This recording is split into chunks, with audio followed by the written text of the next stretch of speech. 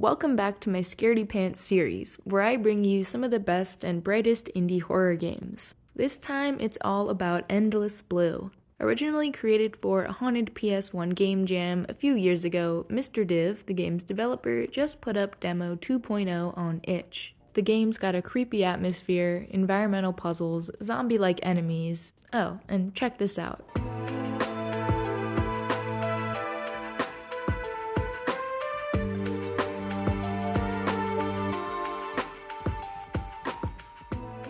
Before I say anything else, I highly recommend you go play this one for yourself. It'll take about 30 to 40 minutes of your time and is absolutely worth it. You do have to play it all in one sitting though, because your progress won't save when you exit.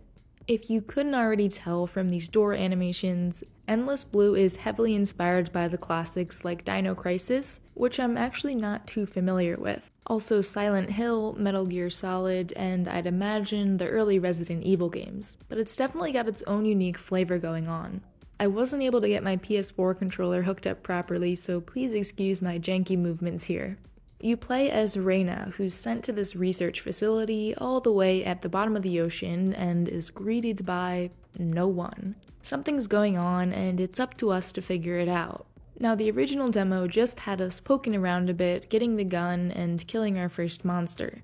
In the update, we now get to explore another section of the facility and pick a few more fights. While the gameplay is fun and movement feels really good, my favorite part of Endless Blue has to be the cutscenes, animations, and voice acting. It really sets the game's interesting tone that sits somewhere between creepy and cheesy, just like the titles it's inspired by, like the dancing in the end credits and the fact that none of the characters move their mouths when talking. I'd imagine that it could be a hard balance to strike, but it just works here. The sound effects are also spot on. Anyways, once we finally make it to the guy who called us asking for help, we get to see our main antagonist in the flesh as she stoically stares into the distance. I like when demos kind of set up the rest of the game for you, even if that means taking you out of their fictional world for a minute.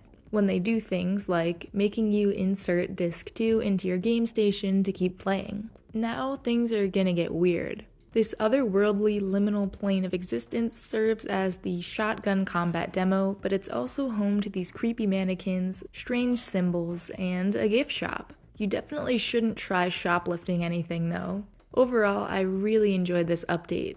I played the old demo about a month ago and can see so many improvements. It's also just great to know that this game is still in development. Fun fact, Mr. Div also created the No Man's Sky logo and animation. I think they might like this teal and red color combo. This final area uses these wonderful pre-rendered backgrounds that have almost been completely lost to time. I love them so much. And whatever's going on with this whole cryptic puzzle UI, I want more of it. This game is full of style and personality. Playing through the Endless Blue demo was a fantastic experience, and I'd really like to know how the facility is connected to this place. But I guess we'll just have to wait and see. If you've had the chance to play it, let me know what you thought, and if you're looking for some more lovingly crafted survival horror indies, check out the previous video in this series.